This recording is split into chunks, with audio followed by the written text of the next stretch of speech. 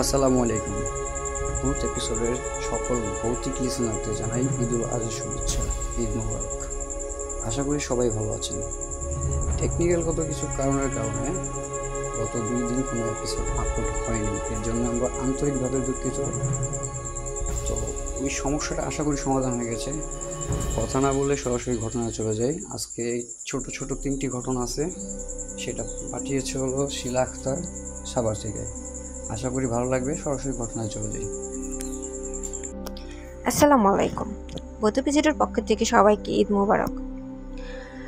আমি যে গল্পটা আপনাদের সাথে শেয়ার করব সেটা আমার নিজের চোখে দেখা একটি ঘটনা। আমি শিলা, আমি ঢাকা সাভারে থাকি। ঘটনাটি জানি না আপনাদের কাছে কেমন লাগবে, কিন্তু এটা আমার নিজের দেখা একটি ঘটনা, যেটা আমি সামনাসামনি দেখেছি এবং পরবর্তীতে বুঝতে পারছি যে সত্যি ঘটনাটা ঘটেছিল তার সাথে। ঘটনাটি ঘটে আমার ছোট খালার সাথে। তো আমার খালার তখন নতুন নতুন একটা বাবু হয়। বাবুটার বয়স কত হবে, 4-5 মাস বয়স হবে। তো একদিন এরকম দুপুরবেলা, ভর দুপুর যেটাকে বলে, 12:30-1টার মাঝামাঝি সময় আমার খালা কুচুল টুচুল করে, মানে চুলগুলা ছেড়ে আমাদের যে বাসার যাইতে একটা ছোট্ট ব্রিজ পড়ে। তো ব্রিজটা ভালো না, এটা হিন্দু এলাকা, এটাকে বলে মাঝিপাড়া। তো এটা হিন্দু এলাকা, তো এখানে আগে অনেক শ্মশান ঘাট ছিল, মন্দির ছিল। পরে এখানে আস্তে আস্তে মুসলিমরা বাড়িঘর করে অর্ধেকটাতে মুসলিম হয়ে যায়, তখন এই শ্মশান ঘাটটা সব ভেঙে ফেলা হয়। কিন্তু এখানে তাদের যে ভৌতিক অত্যাচারটা ছিলই, অনেকের সাথে ঘটেছে ঘটনাগুলো, এখনও বর্তমানেও সেখানে মাঝে মধ্যেই ঘটে, কারণ ওই ব্রিজের নিচে এখনও এরকম কিছু ঘটে থাকে।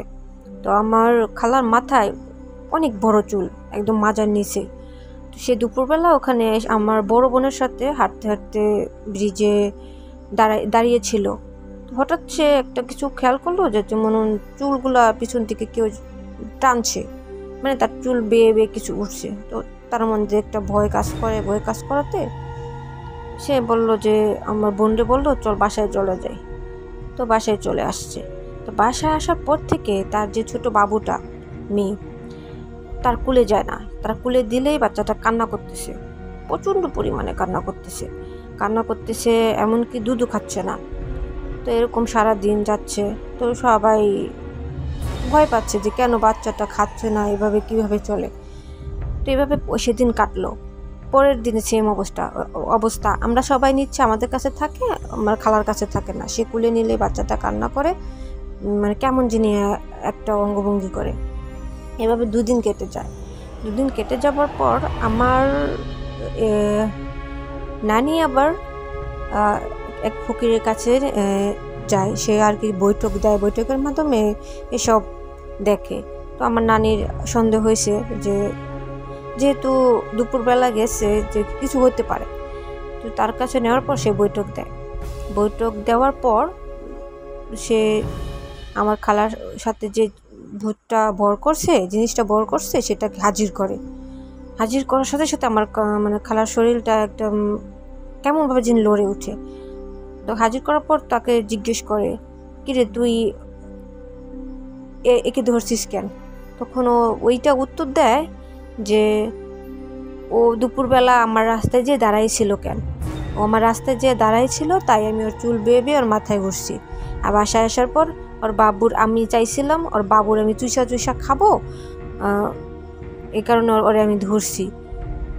তো বলতেছে, তুই এই কারণে ধরছিস, এখন তো তোরে বন্দি করবো বা বোতলে ভরবো, এমন কিছু বলতেছে, মানে তাকে ভয় দেখাচ্ছে এরকম কিছু। আর অনেক কিছু জিজ্ঞেস করতেছে, এতটুকু ছোট বাচ্চা, তুই তাকে আজকে 2-3 দিন ধরে তার মার দুধ খাইতে দেস না, কুলে যাইতে দেস না। তো বলতেছে, আমি ওরে আসতে দেই না, খাইতে দেই না, আমি ওদের দুজনকে খাবো সেই কারণে।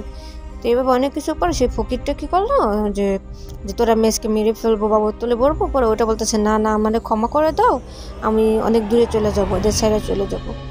বলতেছে, তুই তো মিথ্যা কথা বলতে পারিস, যদি না যাস। তখন কি করলো, যে বলতেছে, না আমি সত্যি সত্যি যাব। পরে ওই ওঝাটা তাকে ছেড়ে দেওয়ার পর আমার খালারে ঝাইরা টেরা দেওয়ার পর তাকে একটা তাবিজ দেওয়ার পরেই বাবুটারে কুলে নিল।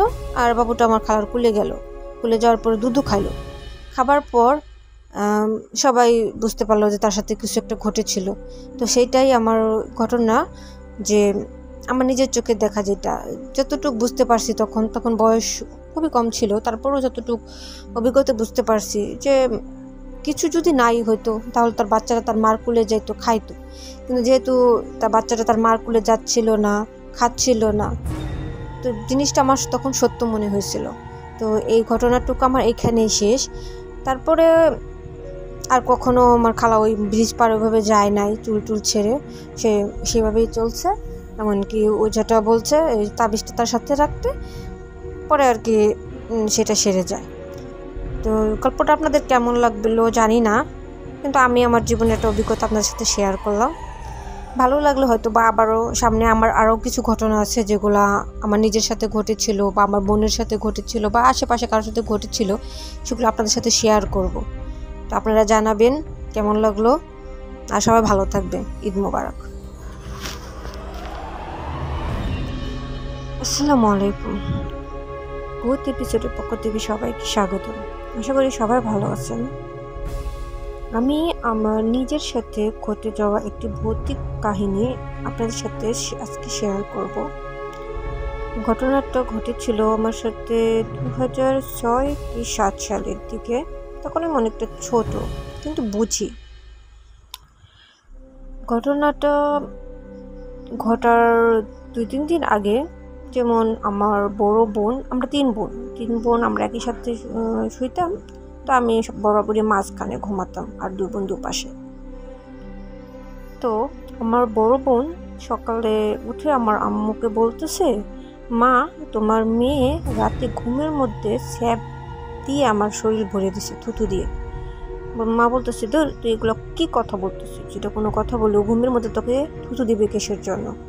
বলতেছে, তুমি বিশ্বাস করো, ও কালকে রাতে আমারে বারে থুতু দিছে। ও যদি আজকেও আমারে থুতু দেয়, তাহলে তোমার মেয়েরে আমি খাটে থেকে নামাইয়া দেব, পরে আমাদের সাথে শুইতে দিব না। তো বলতেছে, মা, আম্মু বিশ্বাস করে না। আম্মু ওর সাথে রাগারাগি করে চলে গেল। পরের দিন সেম, আমি আমার মেজু বোনরে নাকি থুতু দিছি। ও ওইটা বলতেছে, তোমার মেয়ে কালকে রাতে আমারে থুতু দিয়ে বলে ফেলছে। তো মা বলতেছে, তোর 2 বোন এটা কি শুরু করছো, এগুলো কি বলতেছে, ও কেন থুতু দিবে? তো ওরা বলতেছে আম্মু বিশ্বাস করতেছে না। তো দিন গেল, আর আমি তো এগুলো কিছু বলতেই পারবো না, আমি কেন ওদেরকে থুতু দিব?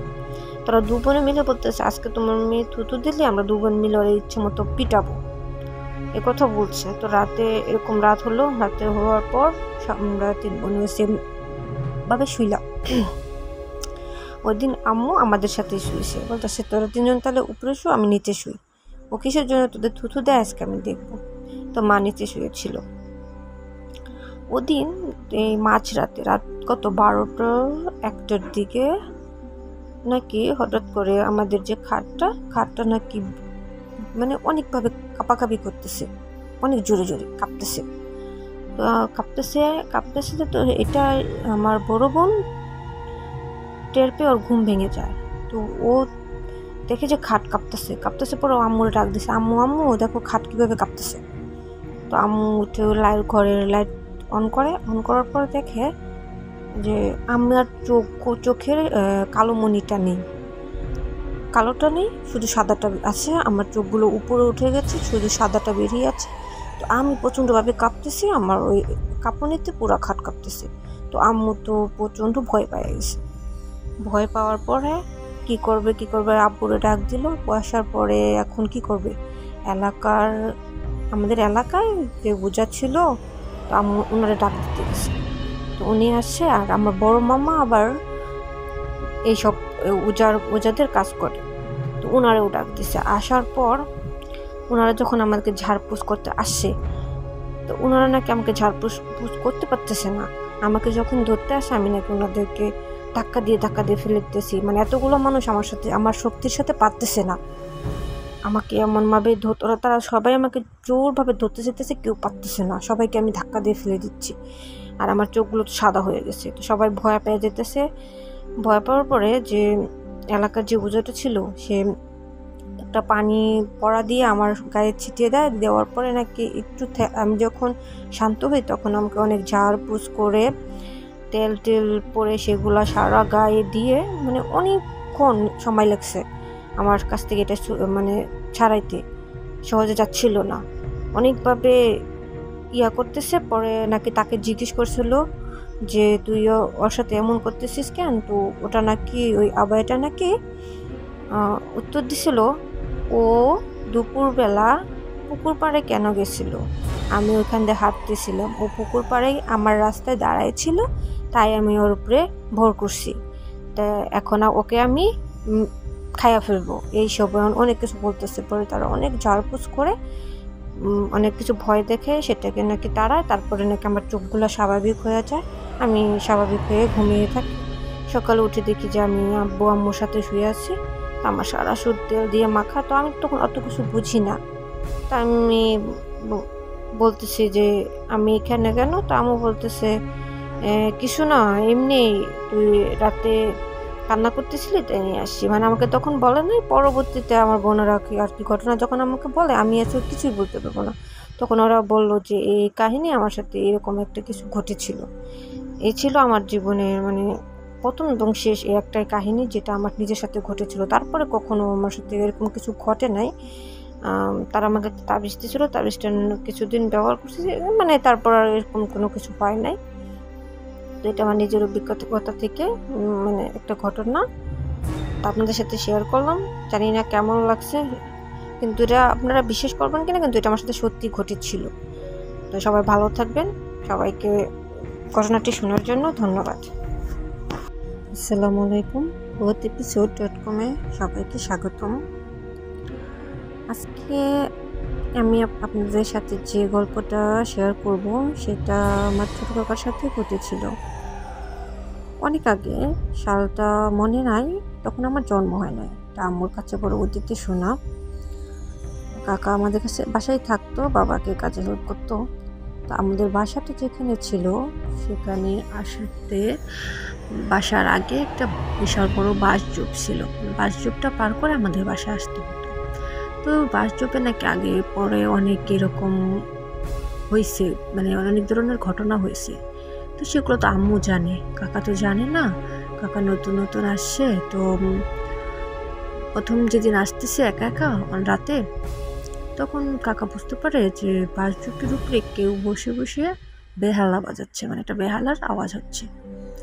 তো কাকা ওদিন প্রথম তো ওইভাবে বুঝতে না পারে একটু ভয় পায়। ভয় পাওয়ার পর সে দৌড়ে বাসায় চলে আসে, হাঁপাচ্ছে। তো আম্মুরে বলতেছে, আম্মু বলতেছে কি রে, কি হয়েছে তোর? বলতেছে এই ঘটনা, আমি ভয় পাইছি। তো মা আবার যেন ভয় না পায় সেজন্য বলে, দূর ওইসব কিছুই না, তুই ভয় পাইছিস সে কারণে আর কি বলতেছিস। তখন ওই দিন যায়, পরের দিনও সেই সেম কাহিনী, ওই দিনও ভয় পায়। দ্বিতীয় দিন যখন আসতেছে তখন অনেক জোরে জোরে বেহালার শব্দ। তো ওই শব্দে তো কাকার আসতে পারতেছে না, ওই পাশ থেকে চিৎকার করে আম্মুরে ডাকতেছে। তো আম্মু বের হয়ে আসে, আসার পরে আম্মু শুনতেছে যে কেউ একজন বেহালা বাজাচ্ছে। তখন আম্মু এই পাশ থেকে বলে, তুই ভয় পাইস না, আমি এখানে আছি, তুই আয়। তো কাকা আসতেছে না, পরে আম্মু যাইয়া কাকারে নিয়ে আসে বাসায়। আসার পরে কাকার অবস্থা খুব খারাপ হয়ে যায় ভয় পাইয়া। তখন তারে পানি টানি পড়া খাওয়াইয়া ঠিক করে, এবং পরে কাকাকে বলে যে হ্যাঁ এখানে এরকম কিছু আছে, কিন্তু কাউরে ক্ষতি করে না, তো কেউ কিছু না বললে ক্ষতি করে না, তুই ভয় পাইস না, যে ডাক্তার আমি উজার কাছে নিয়ে যেত, তাবিজ নিয়ে দেবো। পরে কাকারে নাকি এক উজার কাছে নিয়ে তাবিজ নিয়ে দেয়। তারপর থেকে আর কি কাকার সাথে এরকম হয় নাই। তো এই ছিল আমার আজকের ঘটনা, খুব ছোট। তো সবাইকে ধন্যবাদ গল্পটি শোনার জন্য।